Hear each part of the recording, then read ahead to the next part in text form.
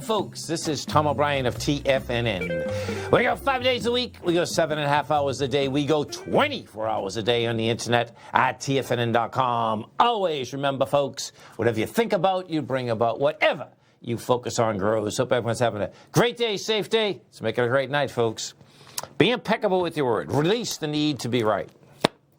When you believe something, you assume you're right. You may even destroy relationships in order to defend your position. Let go of the need to defend your position. Market-wise, let's take a look at it out here. We have the Dow Industrials down 159, NASDAQ off 81, S&P's off 18. Now, those are very small numbers compared to where we were, folks. If we go and we take a look at this S&P, at 11 o'clock this morning, you had a little trashing inside the marketplace.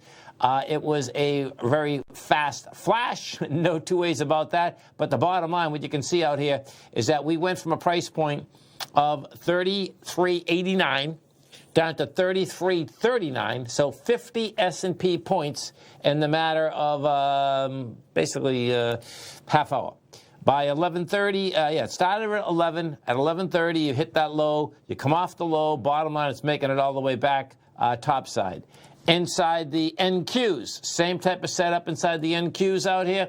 NQs, we put this intraday. What you're going to see out here, quite a move. No two ways about that. We moved from 97.26 down to 95.17. So you moved 220 points. Same setup, hit that low in the NASDAQ same time as the S&P did, and bottom line, it's been trying to claw its way back since that particular point. Now, when you take a look at the SPY, the way this is setting up, it's pretty cool how this is setting up, actually. You know, we've been going through day by day, new high, new high, new high, new high. It's a very subtle setup that's out here right now, but you got a little tri-store doji inside of the S&P. Let me see if you got it inside the Qs also, because the Qs have been leading everything. No, the Qs don't have it. What we do have is this. You have the last two downdrafts. You had the expansion of volume.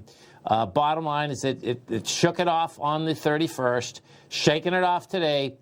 These are warning shots, though, coming right across. If you go back to see any big downdrafts in the marketplace, this is the way that the market basically sets these up. And most times what ends up happening is that you'll actually get to a higher high, and then it gives it up. And when it gives it up, then it seems to be giving it up in spades. I mean, big time. Gold contract, bottom line is in a confirmed ABC structure in the way up.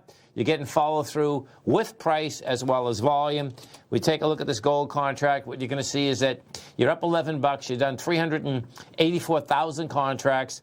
The high that it's staying above, which is very impressive, is the high that was generated out here on January 8th. We got to $1,619.60. That was the original point where it had taken out the B point of an ABC structure up. So that price bar right there gave us a price projection of 1705. What did it do? It gave it up on price like ASAP. We went from $1,619 down to $1,566, and we closed out at $1,566. But what we had is monster volume. And when you have monster volume, whether it's down or up, markets come right back to that level. That's what we've done out here today. Yesterday, Tuesday, you blew away the B point again. You had volume behind the move. What had happened, first off, on the 8th, once you got below the B point, that makes it a complex ABC up, as long as you are testing those lower levels with light volume, which we got. Then you get the expansion again. You're going topside, monster volume. Bottom line, this thing wants 1705. And I suspect what it's about is this, folks. This Treasury market wants to go after its all-time highs in price, lows in yield. We've done 2.2 million contracts out here today. You're at 131. Let me put this on a generic one so we can see where we're at here. TY. Generic. Where are you? TY. Okay. So, I'm going to bring this back, and you're going to see how this baby's setting up here. So I'm going to put it on a 15-year chart so you can actually see how this is set up. It's pretty cool how it's pretty amazing, too, actually. So the all-time high is going to, and price is going to go back to 2012, 135.29. Well, 135.29 is nothing compared to where we are right now. We're at 131.15.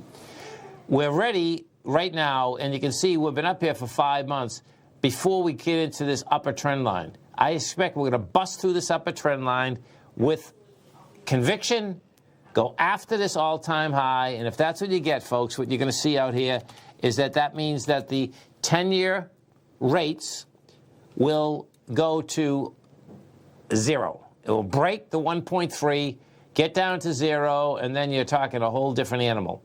You're talking 30-year mortgage rates. If we go to 0 at 1.5%, that's pretty intense. There's no two ways about that. Silver, we get it, and I suspect my point is here.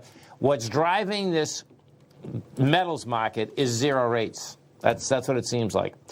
Silver market, this thing has finally performed. We went higher Tuesday, Wednesday, Thursday. Big volume again today. Now, today you're only up 3 cents, and you don't have as much price movement, but you are building cars right at this 1845. What I expect we're going to see inside the silver market, that thing's going to make a run for the price point of January 8th, which is that 1889 level. It has the volume up there. What's going to be intriguing is that if, in fact, this is the same ABC up. This is interesting. Okay, so this is going to be a complex ABC up also. So let's see this for a second. So we went lower. Yeah, so you got 1855. Yeah, we get like $2.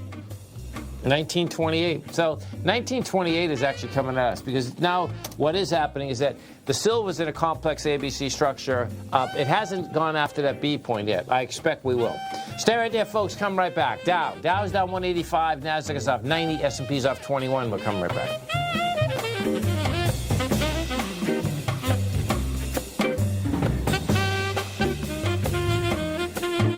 Hi, folks. Tom O'Brien here. If you'd like to get my daily newsletter, Market Insights,